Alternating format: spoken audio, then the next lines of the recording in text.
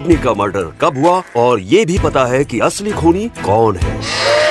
आज के लिए জর্জ হার্ডি নামের একজন রাখাল আছে। সে অনেকগুলো ভেড়া একসাথে পালন করে এবং তার ভেড়ার পালকে প্রতি রাতে বিভিন্ন গোয়েন্দা কাহিনী পড়ে শোনায়। যে ভেড়ার পালের প্রত্যেকের আলাদা আলাদা নাম এবং বৈশিষ্ট্য বিদ্যমান, যাদের মধ্যে অন্যতম হলো বুদ্ধিমতী লিলি, অসাধারণ স্মৃতিশক্তি বিশিষ্ট মপল, সবসময় একা একা থাকা সেবাস্টিয়ান, সবসময় নিজেকে নিয়ে ব্যস্ত থাকা ক্লাউড।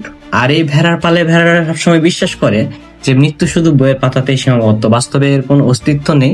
আর ভেড়ারা যখন বুড়ো হয় তখন তারা বুড়ো হয়ে মেঘের সাথে মিলিয়ে যায়। কিন্তু এক সকালে জর্জকে মৃত অবস্থায় তার ভ্যানের সামনে পাওয়া যায়।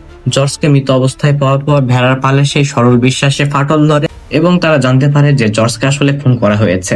জর্জের এই মৃত্যুর রহস্য সমাধান করতে তার ভেড়ার দল মাঠে নেমে পড়ে এবং কিভাবে এই সমস্যার সমাধান করে তা জানতে হলে আপনাদের দেখতে হবে দ্য শিপ ডিটেকটিভ। সুন্দর অ্যানিমেশন, দারুণ ব্যাকগ্রাউন্ড মিউজিক, একই সাথে মোটামুটি লেভেলের একটি গল্প নিয়ে এই সিনেমাটি তৈরি করা হয়েছে।